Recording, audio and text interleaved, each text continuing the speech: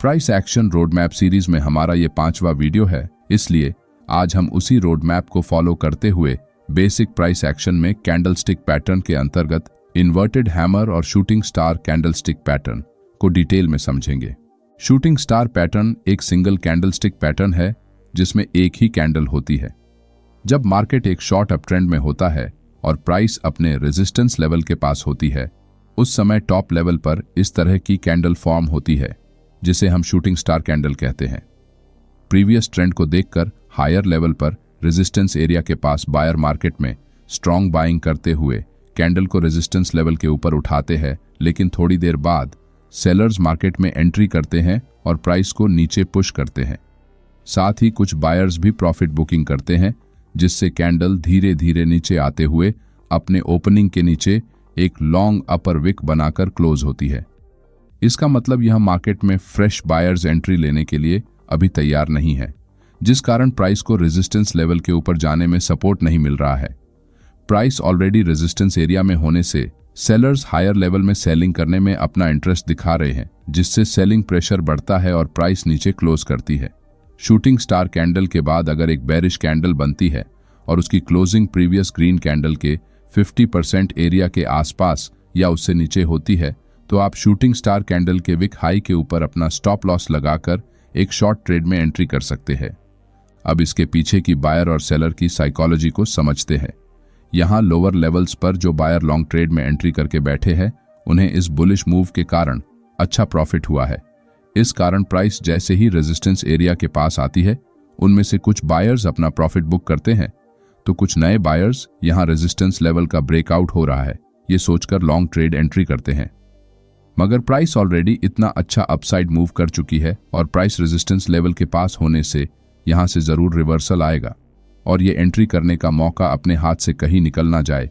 इस कारण sellers higher levels पर सेलिंग स्टार्ट कर देते हैं। यहाँ बायर्स के मुकाबले सेलर्स की संख्या ज्यादा होने के कारण कैंडल नीचे जाकर अपने ओपनिंग के नीचे क्लोज होती है। यहाँ बायर्स जब लॉन्ग ट्रेड में एंट्री करते हैं तो उनके स्टॉप लॉस ज्यादातर इस ग्रीन कैंडल के नीचे लगे होते हैं।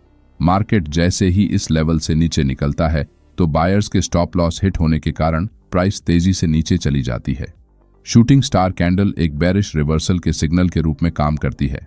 चलिए अब चार्ट पर कुछ एग्जांपल्स देखते हैं। ये निफ्टी 50 का 2 फरवरी का 5 मिनट टाइम फ्रेम का चार्ट है। यहाँ मॉर्निंग में मार्केट ओपन होते ही प्राइस स्ट्रॉन्ग बुलिश कैंडल बनाते हुए ऊपर बढ़ती है और कुछ देर तक एक ही रेंज में ट्रेड करते हुए बेस बनाती है, लेकिन 11 बजे के आसपास एक स्ट्रॉन्ग बुलिश कैंडल से इस रेंज का ब्रेकआउट करके फिर से अपने प्रीवियस ट्रेंड को कंटिन्यू करते हुए ऊपर बढ़ती है। टॉप लेवल पर एक स्ट्रॉन्ग बुलिश कैंडल की शुरुआत होती है, मगर हायर लेवल्स पर रेजिस्टेंस फेस करते हुए प्राइस नीचे आकर अपने ओपनिंग के नीचे क्लोज होती है, जिससे चार्ट पर शूटिंग स्टार कैंडल बनती है।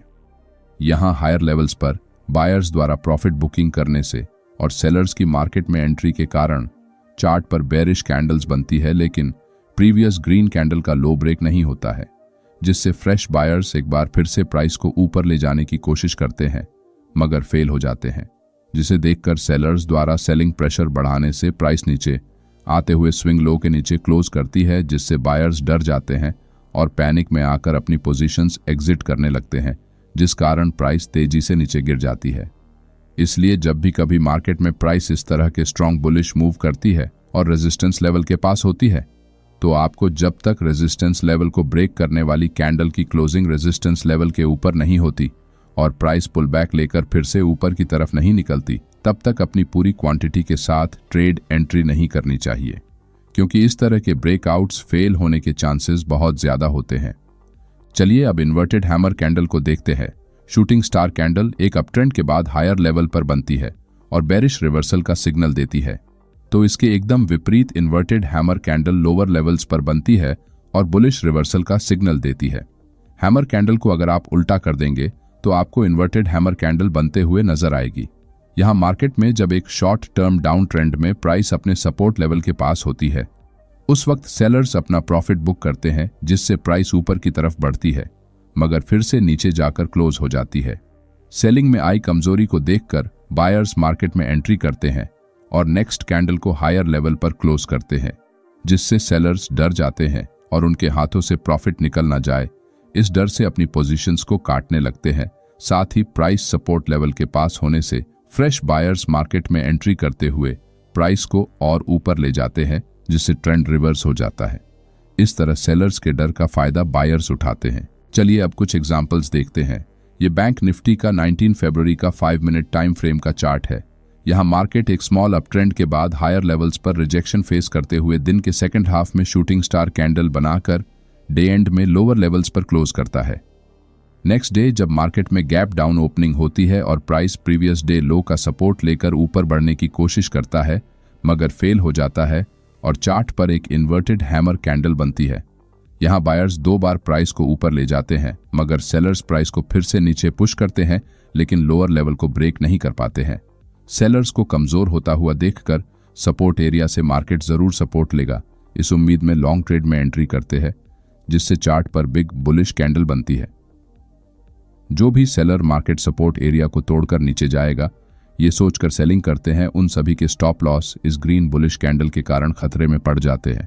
साथ ही इस लेवल के पास जो भी सेलर्स कल सेलिंग करके बैठे हैं, उन सभी के स्टॉप लॉस इस रेजिस्टेंस एरिया के आसपास लगे हैं। यहाँ नीचे के मुकाबले ऊपर की तरफ ज्यादा स्टॉप लॉस है, इसलिए मार्केट को ऊपर बढ़ाने के लिए जो लिक्विडिटी चाहिए वो इस एरिया में मौजूद है। इस कारण मार्केट में जैसे ही ये स्टॉप लॉस हिट होते हैं, प्राइस तेजी से ऊपर की तरफ निकल जाती है और अपना पुराना अप ट्रेंड कंटिन्यू करती है।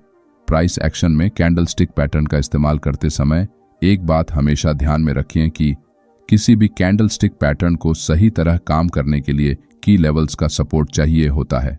जैसे कि यहाँ इन्वर्टेड हैमर कैंडल अगर सपोर्ट लेवल के पास नहीं बनी होती तो ये अकेली कैंडल मार्केट के ट्रेंड को रिवर्स नहीं कर सकती थी।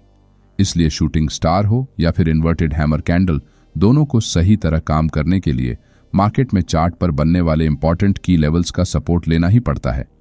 मेरा सभी ट्रेडर्स से निवेदन है कि इस वीडियो में जो बातें बताई गई हैं, कृपया उसे जितना ज्यादा हो सके उतना चार्ट पर प्रैक्टिस करें, जिससे आपको इसे समझने में आसानी होगी।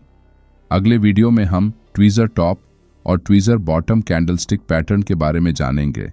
अगर आपको हमारा ये वीडियो अच्छा लगा तो वीडियो को लाइक और चैनल को सब्सक्राइब जरूर करें। धन्यवाद।